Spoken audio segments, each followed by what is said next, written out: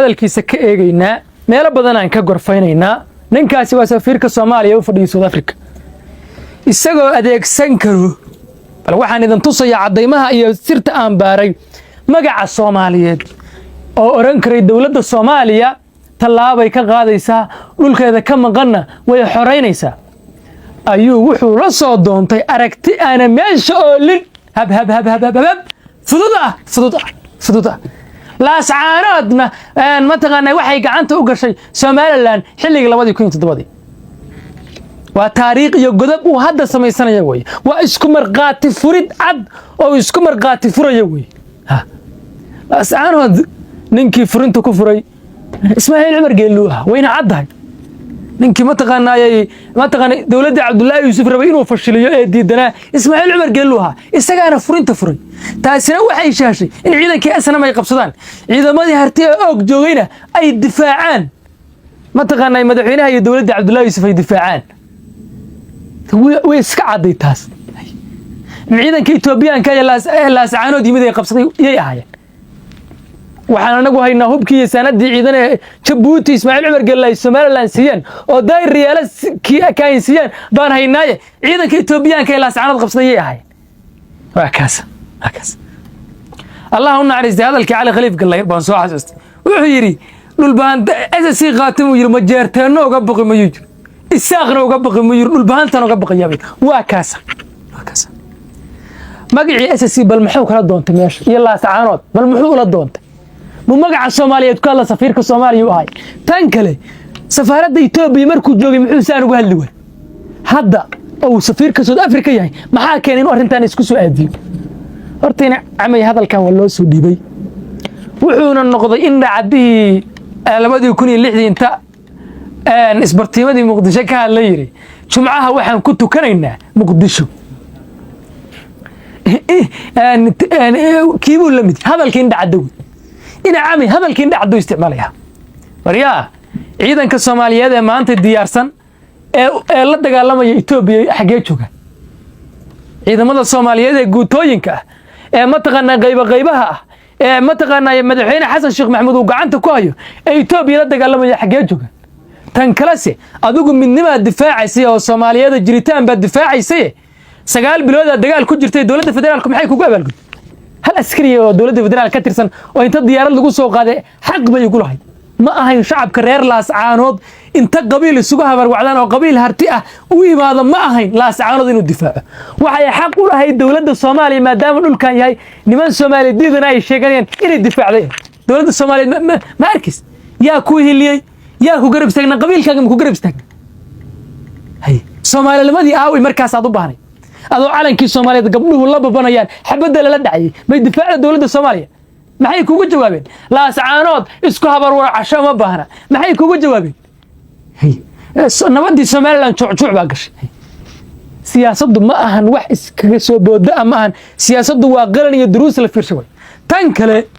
Itoobiyadan aad leedahay waxaan la dagaalamay dawlad deegaankan aad rabtay inaad dabka ku shubtid tuu hubka ku samariyay ma ahimiya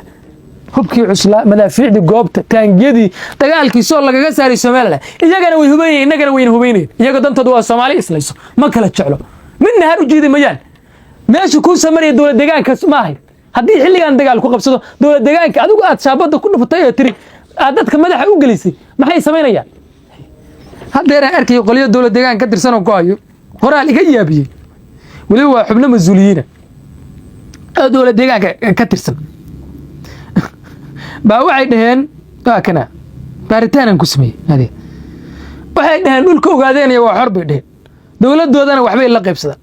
oo baasaboorradooda aad soo doonataan waxbarasho iyo cisbitaalana waad u soo doonataan deegaankana waa degantiino lagama hayo labada tuulo difaacay dhaheen ay door kugu haystaan tan raggi lahaaba u talinaya nimankii ogaadeen iyo nimankii dawlad deegaanka saas leeyahay waa war sax ah weeyaan markaas hubka culus kulli waxaan ka soo qaadanay Itoobiya iyagu waxayna sii dheeraayeen Djibouti Ismaaciil Cumar Geello sii dheeraayeen waxaan ku leeyahay futo aadan lahayn baad ku xaaraysaa hadalkan 24 saac inaad raali gelin ka bixisid 24 saacadood waa inaad raali gelin ka bixisid miskiin yahow meel ay wax ka socdaan iyo meel ay ka socdaan aad ogeey dadkaagana badda gelin furi manaha ku furin SSC khaatuma hal cadow bay leeyeen waa cadowga Soomaaliyeedka nimankaas haday hub Itoobiya ka soo qaataan anaguna waa ka soo qaadanana ciidan ma haday u tababaran inagana way noo tababarayeen maxaad markay adigu iridaha isaga soo xiraysaa hadalkan yay u banaanadin u dhaho mas'uuliyadda ayaa leh inay ku hadasho afkana ku hadlayso xilligan dawladda Soomaaliya way wasiirka arrimaha dibadda fiqi weyn hadalkan dhaho adigu safiirka Itoobiya u fadhiyo maanta oo ku garaabi lahaa haddaad ahaan leh safiirka Soomaaliya u fadhiyo Itoobiya ma tiido ugu South Africa joogta wasiir Ahmed Macallin Fiqi day saan uma hadlin markii wasiirkii wasaaradda arrimaha dibadda ee ku xigeenka Itoobiya uu dhahay waxa nala dagaalamayo ee shacabka Soomaaliyeed lagu dirayo waa kooxo al-shabaab u shaqeeyo oo ma taqaanay maamulkoodu inuu san gobolka Banaadir soo dhaafin Ahmed Macallin Fiqi maalintii ka dambeysay hadalku yiri ma arkaysan Soomaaliya meesha aan ka filan inuu isdifaac muxuu yiri Itoobiya waa walaalahan waxna uma diidin shacabka Itoobiyana waa walaalahan waxaan isayna waa dawladda waxa loo bahdilay oo lagu yirinaha waad arkaysan wasaaradda arrimaha dibadda Itoobiya muu jawaabo waa kana maskiinkan dhul bahante ma taqaanay meel ay wax ka soconayaan loogeyn saflaboodka ba qoraal inta loo qoray intaas dheh la dhahay halkaan la soo istaagaya waxaan xoreynaynaa dawlad deegaanka yaa xoreyn kara mas'uuliyadda ma dhul bahanta qaadi karo meesha si qaatuma qaadi karto Soomaali toban madaxweyne la miyaa qaadi karto dawlad deegaanka xoreynteeda marka hore waa inay Soomaalida mid noqoto markaasina la xoreeyo laakiin si 200 oo sano ka hor Sayid Maxamed Cabdullaahi Xasan ka soo tagay oo ay diideen maxaa adiga marka ku xaqsaday ku ordisiinay marka intaada yarta ma difaacad intaada yarta ma ilaashad uma jeedo waxaan inta ku yaalayaal soo gashaday waxaan difaacaynaa maxaa dawlad deegaanka ka galay hadalkaan samalahayd in adigu qalatid maadan lahayn ma ku banaanay waxaadna noqotay in dhacdii 2006 nimankii Isaaq wixii ay kula raadinayeen baad hadda ugu jirta oo baad ugu jirta waxayna muuqaalkaagana waa la safgaray muuqaalkaaga hamoodina la safgaray nimankii xabashida ahaa hadda loo geynayaa waa loo turjumayaa jabhadaydan ku taageereen bay dhahayaan Soomaalida marka ku difaacaysa ee kula dhimanaysa yeeshak hadduusan Xasan Sheekh Maxamed xabada nabarka kaaga soo bilaabeen waxba hay weyti fiqiga iyo Xasan Sheekh Maxamuudka alleeda afkooda ku hadlaysa adoo mushaarka safiirnimo ilaashanaya haddaysan xabada nabarka kaaga bilaabin waxba hay weydiin markii ii door inta u turjumaan codkaagii wasaaradda arrimaha dibadda Itoobiya oo dadkaagiina aad gudub u samaysay hadduusan Xasan Sheekh Maxamed markii Itoobiya weerar kugu soo qaado uusan xabad kula dhicin adiga oo uusan ku qaban waxba hay weydiin war meeshan cidnahan iskuma jiidaysa dantaada ilaasho oo danta deegaankaaga ilaasho maxaad ku bedelatay hadalka hadalkan hadal ciyaar ma hadalkan wuxuu ka baxay marka kooda qof safiir ah oo qof siyaasad ku jiro waa diblomaasi ma ahan qof dhul baantaayo iska hadlay ma ahan oo qurbo jooga ma ahan waa safiir way maxaad ku bedelatay miisaanka hadalkaas dadkaagi ma lagu aqoonsay si qato maamul ma yaad dawladda adiga mushaarkaaga bas aad dhacsanaysaa dawladda aad u doodaysid si qato ma aqoonsatay ciidamo ma la keenay gobolka Sool oo dawladda Soomaaliya oo ka difaacay Soomaaliyeedkii badda u siixay Itoobiya ma la keenay intaba lama keen dadkaagiina godob baad soo jiday ugu dambeyn hal talaan haya oo si qaato ma u jeedinay horta waad u jeedaan sida la idin la dagaalamayo nimankii damul jadiid waxay rabaan kaabayaasha dhaqaalaha ee Soomaaliya intay ku naruuratay inay burburiyaan maamulka si qaato ma rabaan Puntland baan ugu horeysay dadkii duulaanka ku yimid markii hamoodin intay Puntland burburiyeen inay khaatimo u daahayaan waa waxyaalaha aan aad ugu la yaabo firdhiye 90ka yuus ama dawladnimada Soomaaliya ee loo dhan yahay maana la aqoonsado Xasan Sheekh intaas koox Xasan Sheekh Maxamuud ay maamulayaan horta hamoodin inta Puntland lala dagaalamay in adiga har lagu jiiday hamoodin waana mid Ahmed Madoobe qaadan waayay way Ahmed Madoobe Jubbaland joogo mid uu qaadan waayay way qolyahan dhul bahante ee siyaasadda ku jiro wax badan waa inay ka fiirsadaan haysnihin Puntland inta lala dagaalamay adiga har lagu yahay haysnihin mar walba Puntland iyo SSC qaato waa isku sidkanihi iyo Jubbaland Ahmed Madoobe maanta xagee ka soo baxay meesha ka soo baxay muujeeda muu iska nin loo hana mu noqday waxa la isku yahay buu ogyahay iyo kaartada la ciyaarayo war Soomaaliyadii kala isaysato oo lagu gorgortamayo oo balaayo meel walba gonde haysataa yaan bood leedin jiidin oo wixiinaan ma taqaanay godob inaan qaadi kara leedin jiidin Itoobiya haday iyagu hub ka soo gadanayeen waa ka soo gadanayay haday ciidan siinayeen waan ka soo intaas ciidan inoo tababartay oo harti Itoobiya عقلك هالشقيو ما أنت من نفس الصومالية اللي هلو شعب صومالية اسكو على الحيران اللي هلو ما أنت هذا أن أي نقادن عمي وهذا الصومالية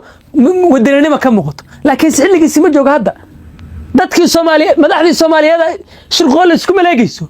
إذا سي قاتم أو من نمدي الصوماليات نيجو بحسي بيلاقي حلقان ميسك عق مدح لوقا يا حسن شيخ محمود وقايا إن عامي مركب محوك بدش هذا الكلام أدي أدور روح ما يتلذع عن هاي مركب حيتي أن سوجدني مدعينا في الربيع وينو غرال صوص عرق وينو إسكفوا جاي هذا الكاسي إن عامي ولا سعانات كل الصوق القشي وأنا إنه شاقين أساسي قاتمة أي دفاع يسمى النماذج يجريتان كصومالية هذا وجايدينه وهاي نمان كاسي الصومالي ديتك عندنا أي سنة أفكار كوهان ذكرين من كان أفكار زي قاتمة أنت هسا كفلا من نماذج يجريتان كصومالية هذا دفاعنا وأنت هسوي دولة دجان إيه بخ إيه يلا قلنا نمان كاس دولة دجان كوا ودن إثيوبيا كترسن وقومية الصومالية إثيوبيا كترسن هذا أي حوج نوجها يسطو يجي ثلاثة كجوضة iyagu maalinta ay tashadaan bay ka go'daa ilaa ahan maalinta intay DDS tashato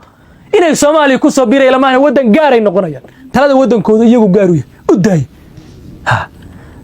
arintan ina cami waa laga soo dhaxalay dadkaasana ka soo dhaxalay codkiisana waa la turjumay meel kasta la gali